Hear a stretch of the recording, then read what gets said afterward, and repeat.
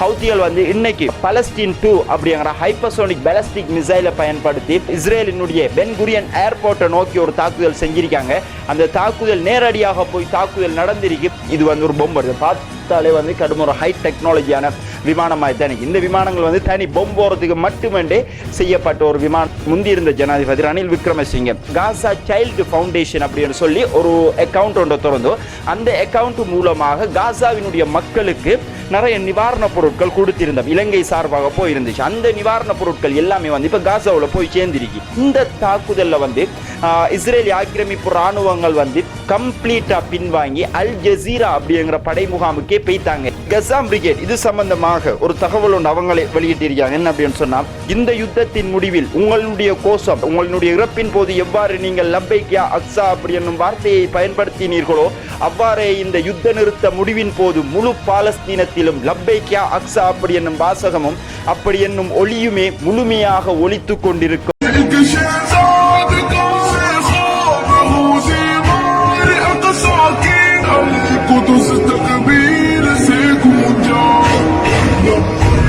இன்னைய நாளுக்குரிய நம்மளுடைய வீடியோ பார்க்க வந்திருக்கிற அனைவரையும் பணிவன்புடன் வரவேற்கின்றேன். இந்த உலகத்தில் நடக்கிற முக்கியமான யுத்த நிகழ்வுகள் சம்பந்தப்பட்ட தகவல்கள் எல்லாத்தையுமே வந்து இப்போ நாம தொடர்ச்சியாக ஒவ்வொரு நாளுமே ஒவ்வொரு வீடியோ போஸ்ட் வந்து இப்போ நாம பண்ணி கொண்டிருக்கோம். அந்த அடிப்படையில் இவ்வாறான தகவல்கள் எல்லாமே உங்களுக்கு தொடர்ச்சியாக வந்து சேரணும் அப்படின்னு சொன்னால், இதுவரைக்கும் நம்மளுடைய யூடியூப் சேனலை சப்ஸ்கிரைப் பண்ணாதவங்க சப்ஸ்கிரைப் பண்ணிக்கொள்ளுங்க. ஃபேஸ்புக் பேஜை ஃபாலோ பண்ணாதவங்க ஃபாலோ பண்ணிக்கொள்ளுங்க. ஃபேஸ்புக்கில் வந்து உங்களுக்கு நிறைய தகவல்கள் வராமல் இருக்குமாக கீழே வந்து கமெண்ட் செக்ஷன்ல ஃபர்ஸ்ட் கமெண்ட்ல நம்மளுடைய யூடியூப் சேனலினுடைய லிங்கை வந்து நான் நெட் பண்ணியிருக்கேன். அந்த லிங்கை கிளிக் பண்ணி நம்மளுடைய புதுசா திறந்திருக்கிற சேனல், நேரத்தோடைய வந்து நம்ம ஒரு யூடியூப் சேனல் ஒன்று வச்சிருந்தோம். அது வந்து இஸ்ரேல் பாலஸ்தீன் வீடியோ போட்டா யூடியூப் என்ன வேலையை காட்டும், அந்த வேலையை நேரத்தோடைய காட்டியிருந்தாங்க. அந்த அடிப்படையில் நம்ம சேனல் ஒன்று நேரத்தோட பிளாக் செய்யப்பட்டிருந்துச்சு. திருப்பி ரெண்டாவது புது சேனல் திறந்தோம். இப்போ நாம இந்த வீடியோக்கள் எல்லாத்தையும் அப்டேட் பண்ணி கொண்டிருக்கோமாக. இதுவரைக்கும் நம்மளுடைய யூடியூப் சேனல் அது நினைஞ்சு கொள்ளுங்க அப்படிங்கிறத இந்த இடத்துல சொல்லிக்கொண்டு இன்னைய நாளுக்குரிய வீடியோவுக்குள்ள நம்ம போகலாம். இதுவரைக்கும் சப்ஸ்கிரைப் பண்ணாதவங்க பண்ணிக்கொள்ளுங்க. கீழே சப்ஸ்கிரைப் பட்டன் இருக்கு, ஃபாலோ பண்ணாதவங்க பண்ணிக்கொள்ளுங்க. முதலாவதாக பார்த்தோம் அப்படின்னு சொன்னா, சிரியா திடீர்னு மாதிரி நம்ம இதை வந்து எக்ஸப்ட் பண்ணி பார்க்கல. டரா அப்படிங்கிற ப்ரோவின்ஸ், அதாவது சிரியாவையும் இஸ்ரேலையும் போர்டராக வச்சிருக்கிற இந்த மாகாணத்தில் திடீர்னு மாதிரி இஸ்ரேலி ஆக்கிரமிப்பு இராணுவங்களுக்கு எதிராக பாரிய தாக்குதல்கள் நடந்திருக்கு. யார் செஞ்சா, எதுக்காக செஞ்சா, எப்படி செஞ்சா, என்ன டீம் அப்படிங்கிறது ஒன்றுமே நமக்கு தெரியாது. இருந்தாலும் இஸ்ரேலினுடைய படைகளுக்கு எதிராக இந்த தாக்குதல் நடந்திருக்கு அப்படிங்கிறது மட்டும் நமக்கு கன்ஃபார்மாக கிடைச்சிருக்கிற தகவல் ஒன்றாயிருக்கு. அது மட்டும் இல்லாமல் இந்த தாக்குதல்ல வந்து இஸ்ரேலி ஆக்கிரமிப்பு இராணுவங்கள் வந்து கம்ப்ளீட்டா பின்வாங்கி அல் ஜசீரா அப்படிங்கிற படை முகாமுக்கே போய்த்தாங்க. அந்த அளவுக்கு இந்த இடத்துல இஸ்ரேலி ஆக்கிரமிப்பு இராணுவங்களுக்கு அடி விழுந்திருக்கி அப்படிங்கிறதும் இந்த இடத்துல குறிப்பிட்டு சொல்லப்படுது. அது மட்டும் இல்லாம இந்த தாக்குதலை பொறுத்த வரைக்கும் பொதுமக்களும் நிறைய பேர் வந்து காயமடைஞ்சிருக்காங்க. ஏன்னா இஸ்ரேல் வந்து பீரங்கி வழியாகத்தான் இந்த தாக்குதல் செஞ்சிருக்காங்க. தரை வழி தாக்குதல் தான் இது நடந்திருக்கு. பீரங்கி வழியாக போகும்போது ஆர்ட்டிலரி ஷெல்லிங் அப்படின்னு சொல்லுவாங்க. அதாவது பீரங்கியிலிருந்து டைரக்டா தாக்குதல் செய்வாங்க. அந்த அடிப்படையில் அந்த இடத்துல வந்து 4 பெண்கள் உட்பட குறைந்தது 7 பேர் வந்து இந்த இடத்துல காயம் அடைஞ்சிருக்கலாம் அப்படின்னு சொல்லி சிரியாவினுடைய வட்டாரங்கள் சொல்லி கொண்டிருக்காங்க. பிரச்சனை எங்க நடந்திருக்கு அப்படிங்கறத இந்த மெப்ல நீங்க பார்க்கலாம். இதான் வந்து டரா அப்படிங்கிற மாகாணம். இதை வந்து இந்த சிவப்பு டாட் போட்டு வச்சுக்காங்க. இதுதான் அந்த டரா மாகாணத்தினுடைய எல்லைகள். இந்த எல்லைகளுக்குள்ளதான் நேற்றிரவு இன்னைக்கும் கூட இந்த பிரச்சனைகள் நடந்து கொண்டிருக்கு. ஓகே, ஒரு சைட்ல சிரியாவில இருந்து இந்த பிரச்சனைகள் திடீர்னு மாதிரி இஸ்ரேல் ஆக்கிரமிப்பு இராணுவங்களுக்கு எதிராக இந்த தாக்குதல் நடந்திருக்கு அப்படிங்கிறதும் ஒரு சைட்ல இருந்தாலும், இன்னொரு பக்கம் வெஸ்ட் பேங்க் பிரதேசத்தில் துப்பாக்கி முனையை வச்சு நீ ஒன்று ஊட்டு கிளம்பு, அப்படி இல்லை நான் ஒன்று சுடுவேன் அப்படின்னு சொல்ற சம்பவம் எல்லாமே வந்து வெஸ்ட் பேங்க்ல நடந்திருந்துச்சு. அதுக்குரிய புகைப்படங்களை நீங்க பார்க்கலாம். இவ்வாறு நம்ம மட்டும் இல்லை, இது வந்து மொத்த உலக மீடியாக்களும் சொல்லி கொண்டிருக்காங்க. நேற்றைய வீடியோவில் வந்து மதன் கௌரியினுடைய வீடியோவை நீங்க எடுத்து பார்த்தா கூட உங்களுக்கு அதில் வந்து சிம்பிளா எக்ஸ்பிளைன் பண்ணியிருப்பார். அப்படின்னு சொன்னா இவ்வளவு நாளும் நடந்து இருக்கிற விஷயத்தை வந்து ஒரு வீடியோவில் அவர் போட்டிருப்பார். அதை நீங்க பார்த்தாலும் வழங்கும். அதுலேயுமே அவர் வந்து சொல்றாரு அப்படின்னா, நம்ம வீட்டுக்குள்ள இருக்கிற நம்ம 2 பேர் வந்து பிரச்சனைப்பட்டு கொண்டிருப்போம்.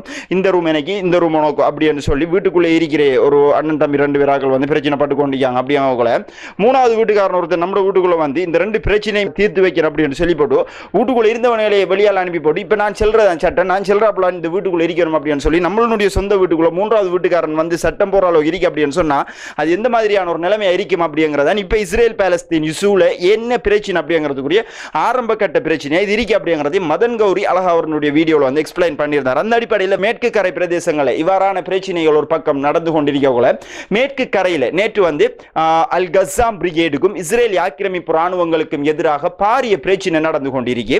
இன்னைக்கு வந்து நிறைய பிரச்சனைகள் நடந்து கொண்டிருக்கு. இஸ்ரேல் ஆக்கிரமிப்பு ராணுவம் என்ன செய்யறாங்க அப்படின்னு சொன்னா, இந்த சூசைட் ட்ரோன்கள் இருக்குதானே, நவீன உலகத்திலே பெருக்கிற மேம்பட்ட ஒரு தாக்குதல் முறையாக ட்ரோன் தாக்குதல் இப்ப இருந்து கொண்டிருக்கு. அந்த அடிப்படையில் ட்ரோன் மூலமாக சூசைட் ட்ரோன் மூலமாக பல தேடுதல் நடவடிக்கைகளை இஸ்ரேலிய ராணுவம் செஞ்சிருக்கு. மேற்கு கரை ஃபுல்லாவே பயன்படுத்தி யார் என்ன நடக்குது அப்படிங்கிற எல்லாத்தையும் அவங்க இப்ப தெரிஞ்சு கொண்டிருக்காங்க. அது மட்டும் இல்லாம மணிக்கணக்கில் நீடிச்ச ஆயுத போராட்டத்தில் கிட்டத்தட்ட பல மணி நேரங்களாக இஸ்ரேல் ஆக்கிரமிப்பு ராணுவங்களுக்கும் அதே போன்று அல் கஸ்ஸாமினுடைய வீரர்களுக்கும் இடையில நடந்த இந்த சண்டையில வந்து அவங்க எதிர்பார்த்த எதையுமே இஸ்ரேல் ஆக்கிரமிப்பு ராணுவம் அடையல அப்படின்னு சொன்ன உடனே விடுவிக்கப்பட்ட பாலஸ்தீனிய கைதியான பராம் மிஸ்காவியை இஸ்ரேல் ஆக்கிரமிப்பு ராணுவம் சூசைட் ட்ரோன் மூலமாக கொலை செஞ்சிருக்காங்க. அவர் ஷஹீதாக்கப்பட்டிருக்கார். அவருடைய போட்டோஸை நீங்க பார்க்கலாம். இஸ்ரேல் ஆக்கிரமிப்பு ராணுவங்களுடைய ஜெயில இருந்து யுத்த நிறுத்த காலகட்டங்களில் கைதிகள் பரிமாற்றப்படுற சந்தர்ப்பங்களில் வந்து இவரை வந்து இஸ்ரேல் ஆக்கிரமிப்பு ராணுவம் விடுவிச்சிருந்தாங்க. இவரை ஒண்ணுமே இயலாத கட்டத்தில் சும்மா ரோட்ல நின்ற இவரை வந்து இஸ்ரேல் ஆக்கிரமிப்பு ராணுவம் சூசைட் ட்ரோன் மூலமாக தாக்கி இருக்காங்க. கஸ்ஸாம் பிரிகேட் இது சம்பந்தமாக ஒரு தகவல் ஒன்று அவங்களை வெளியிட்டிருக்காங்க. என்ன அப்படின்னு சொன்னா, மேற்கு கரையின் வடக்கே உள்ள கல்கிலியா நக்கார் பகுதிகளில் முற்றுகையிட்ட ஜியோனிச படையுடன் மோதலில் ஈடுபட்ட பின்னர், அதாவது கல்கிலியா அப்படிங்கிற பிரதேசத்தில் இந்த சண்டை நடந்திருக்கு. அதன் பின்னர் முஜாஹித் தியாகி பரா யூசுப் மிஸ்காவிக்கு நாங்கள் இரங்கல் தெரிவிக்கின்றோம். சும்மா இருந்தவரை வந்து இவங்க கொலை செஞ்சிட்டாங்க, இவருக்கு நாங்கள் இரங்கல் தெரிவிக்கும், இவங்களோட வந்து போராடல் இறந்த டைமில் வந்து ஒரு கோஷம் ஒன்றை போட்டிருக்கார். என்ன அப்படின்னு சொன்னா, லப்பைக் யா அக்ஸா, லப்பைக் யா அக்ஸா அப்படின்னு சொல்லியிருக்கார். அந்த கோஷத்தை வந்து அல் கஸ்ஸாம் பிரிகேட் மீண்டும் சொல்லியிருக்காங்க. என்னடா, இந்த யுத்தத்தின் முடிவில் உங்களுடைய கோஷம், உங்களுடைய இறப்பின் போது எவ்வாறு நீங்கள் லப்பைக் யா அக்ஸா அப்படி என்னும் வார்த்தையை பயன்படுத்தினீர்களோ அவ்வாறே இந்த யுத்த நிறுத்த முடிவின் போது முழு பாலஸ்தீனத்திலும் லப்பைக் யா அக்ஸா அப்படி என்னும் வாசகமும் அப்படி என்னும் ஒளியுமே முழுமையாக ஒலித்து கொண்டிருக்கும். அதுவே நாங்கள் உங்களுக்கும் எங்களுடைய தியாகிகளுக்கும் செய்யும் காணிக்கையாக நாங்கள் பார்க்கின்றோம் அப்படின்னு சொல்லி அல் கஸ்ஸாம் பிரிகேட் உறுதியா சொல்லியிருக்காங்க. இந்த யுத்தத்தின் முடிவுல வந்து என்னதான் இழப்புகள் நடந்தாலும் பிரச்சனை இல்லை, ஆனா இந்த யுத்தத்தின் முடிவுல நாங்க தான் ஜெயிக்க போறோம் அப்படிங்கிறத கன்ஃபார்மா அல் கஸ்ஸாம் பிரிகேட் சொல்லியிருக்காங்க. எந்த அளவுக்குமான உறுதியோடு இருப்பாங்க அப்படிங்கிறது நம்ம இதுல தெளிவா புரிஞ்சு கொள்ள வேண்டிய முக்கியமான விடயங்கள் உண்டாக இதுல நமக்கு இருக்கு அப்படின்னு சொல்லலாம். ஓகே, மற்ற வந்து காசாவை எடுத்து பார்த்தோம்னா, காசாவில் வந்து இப்ப செஞ்சிலுவை சங்கம் அப்படிங்கிற செஞ்சிலுவை சங்கம், செம்பிறை சங்கம், இவங்க ரெண்டு பேரும் சேர்ந்து UNRWA அப்படின்னு சொல்ற ஐநாவினுடைய மனித உரிமைகள் காப்பகத்தில் இருக்கிற ஒரு அமைப்பு தான் வந்து UNRWA. மக்களுக்கான நிவாரண பொருட்களை வெளியிடங்கள்ல இருந்து மக்கள் காசாவினுடைய மக்களுக்கான நிவாரண பொருட்களை கொடுத்து கொண்டிருக்காங்க. இப்ப நம்மளுடைய நாட்டை கூட எடுத்து பார்த்தோம்னா, கடந்த ஜனாதிபதி இலங்கையில் இப்ப இருக்கிற ஜனாதிபதி முந்தியிருந்த ஜனாதிபதி ரணில் விக்ரமசிங்கே காசா சைல்டு ஃபவுண்டேஷன் அப்படின்னு சொல்லி ஒரு அக்கவுண்ட் ஒன்றை திறந்தோ, அந்த அக்கவுண்ட் மூலமாக காசாவினுடைய மக்களுக்கு நிறைய நிவாரண பொருட்கள் கொடுத்திருந்தோம். இலங்கை சார்பாக போயிருந்துச்சு. அந்த நிவாரண பொருட்கள் எல்லாமே வந்து இப்ப காசாவில் போய் சேர்ந்திருக்கு. பொருட்களை நாம கொடுக்கல, பணமா தான் கொடுத்தோம். அந்த பணத்தை எடுத்து காசாவினுடைய மக்களுக்கு வந்து சாப்பாடு சமைச்சு கொடுத்திருக்காங்க. அந்த சாப்பாடு சமைச்சு கொடுத்த நேரங்களே வந்து இது வந்து ஸ்ரீலங்காவில் இருந்து உங்களுக்கு வந்த சாப்பாடு அப்படின்னு சொல்லித்தான் அந்த சாப்பாட்டை சமைச்சு செம்பிறை சங்கத்தால் கொடுத்திருக்காங்க. ஸோ இப்போ UNRWA அப்படின்னா என்ன அப்படிங்கிறத உங்களுக்கு தெளிவாக வழங்கியிருக்கும் அப்படின்னு சொல்லி நான் நினைக்கிறேன். இந்த அமைப்புகளோட சேர்ந்து அந்த மக்களுக்காக வேலையிறவங்க, மனித உரிமைகளுக்காக போராடுற நிறைய பேர் மேல இஸ்ரேல் ஆக்கிரமிப்பு ராணுவம் குண்டு தாக்குதல் செஞ்சு கொண்டு வராங்க. ஊடகவியலாளர்கள் மேல். ஏனென்றா அங்க வேலை நடக்கப்படா, மக்களுக்கு தேவையான எந்த ஒரு அடிப்படை வசதிகளும் அங்க நடக்கப்படா. இதுதான் அமெரிக்காவினுடைய நீதி, இதான் அமெரிக்காவினுடைய ஜனநாயகம், இதான் இப்ப அமெரிக்காவினுடைய ஆட்சி. ஜனநாயகம் அப்படி இப்படின்னு சொல்லிக் கொண்டிருக்காங்களே.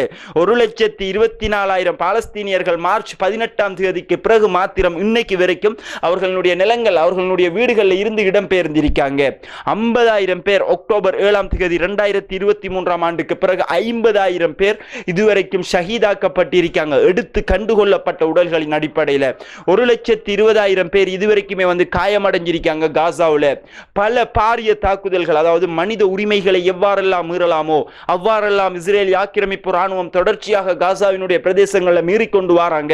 ஆனா இதை தட்டி கேட்கறதுக்கு யாருமே இல்லை. அந்த அடிப்படையில் மனித உரிமைகளுக்காக போராடுகின்ற மனித உரிமைகளினுடைய முக்கியமான அமைப்பு தான் செம்பிறை சங்கம். அந்த செம்பிறை சங்கத்தினுடைய ஆம்புலன்ஸ்ல வந்து இஸ்ரேல் ஆக்கிரமிப்பு ராணுவம் தாக்குதல் செஞ்சிருந்தாங்க. அந்த ஆம்புலன்ஸ்ல பயணிச்சவங்க நிறைய பேர் வந்து திரும்பி வரல, அவர்களுடைய உடலும் எடுக்கல. இதை வந்து இஸ்ரேலி ஆக்கிரமிப்பு ராணுவம் தான் இந்த செம்புரை சங்கத்தினுடைய உறுப்பினர்களை கடத்தி கொண்டு போய் வச்சிருக்கலாம் அப்படின்னு சொல்லி செம்புரை சங்கம் ஒரு குற்றச்சாட்டு ஒன்று முன் வச்சிருந்தாங்க. இப்போ வந்து இவங்க யாருமே இதுவரைக்கும் மார்ச் 20ஆம் தேதியிலிருந்து இன்னைக்கு வரைக்கும் இவங்க யாருமே இன்னும் கிடைக்கல அப்படிங்கிற தகவலையும் செம்புரை சங்கம் சொல்லியிருக்காங்க. இன்னொரு முக்கியமான விஷயம் ஒன்று நடந்திருக்கு. என்ன அப்படின்னு சொன்னா, உலக அரசியல் ஜியோ பொலிட்டிக்ஸ்ல என்ன நடந்து கொண்டிருக்கு அப்படிங்கிறத சும்மா நோமலா பார்த்து கொண்டு வரோம். இன்ஸ்ப்ரூக்கில் உள்ள ஆஸ்திரேலியாவுக்கான இஸ்ரேலிய தூதுவர் என்ன சொல்லியிருக்காரு என்ன அப்படின்னு சொன்னா, காசாவில் வந்து கோல்ஃப் விளையாடுவோம், நாங்க காசாவில் வந்து பெரிய பெரிய ஹோட்டல்கள் நாங்க கட்ட போறோம், இதுக்கு தான் நாங்க அந்த காசாவை கைப்பற்றி எடுக்கோம். அது மட்டும் இல்லாம காசாவில் மினரல்ஸ் இருக்கு நிறைய, காசாவினுடைய கடல் இருக்கு தானே, அந்த காசாவினுடைய கடல்ல வந்து கேஸ் சமையல் எரிவாயு உற்பத்தி செய்யற முக்கியமான மூலக்கூறு அந்த காசாவினுடைய கடற்கரையில் இருக்கு, அதுவும் எங்களுக்கு தேவை, இதுக்காகத்தான் நாங்க யுத்தத்தை செஞ்சு கொண்டிருக்கோம், ஆனா கட்டாயம் நாங்க இதை செய்வோம் அப்படின்னு சொல்லி கைச்சு கொண்டிருக்காங்க. ஓகே, அடுத்து பார்த்தோம் அப்படின்னு சொன்னா ஹவுதிகளை பொறுத்த வரைக்கும் டைரக்டா இஸ்ரேலுக்கு அடிச்சு கொண்டிருக்கிற முக்கியமான ஒரு டீம்.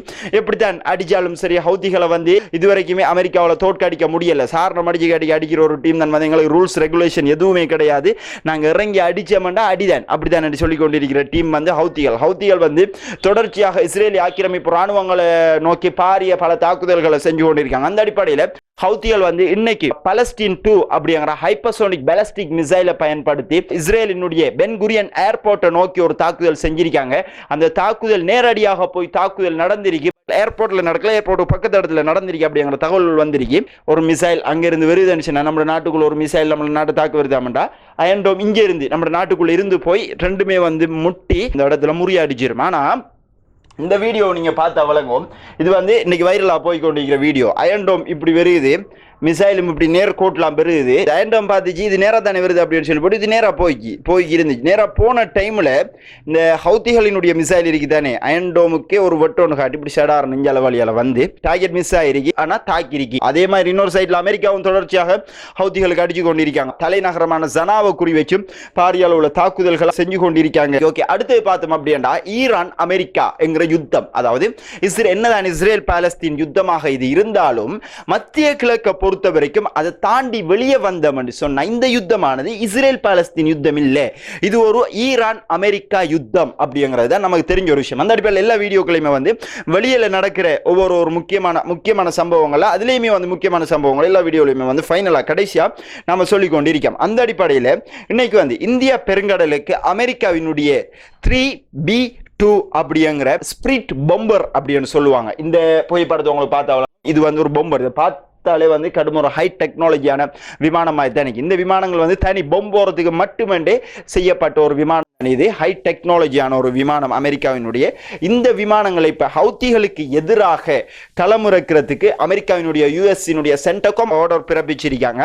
அந்த அடிப்படையில் இவைகள் எல்லாமே வந்து யுஎஸ்எஸ் ஹாரியஸ் ட்ரமன் கப்பலில் வந்து சேரப்போகுது. இது வந்து ஈரானுக்கு எதிராக அமெரிக்கா விட்டு இருக்கிற ஒரு எச்சரிக்கையாகவும் இது பார்க்கப்படுகிறது. ஆக இன்னைக்கு வந்து இருக்கிற முக்கியமான தகவல்கள் எல்லாத்தையும் எடுத்து இந்த வீடியோவில் நம்ம உங்களுக்கு தந்திருக்கோம். இந்த வீடியோ சம்பந்தப்பட்ட கருத்துக்களை கட்டாயம் கீழே கமெண்ட் பாக்ஸில் பதிவிடுங்க.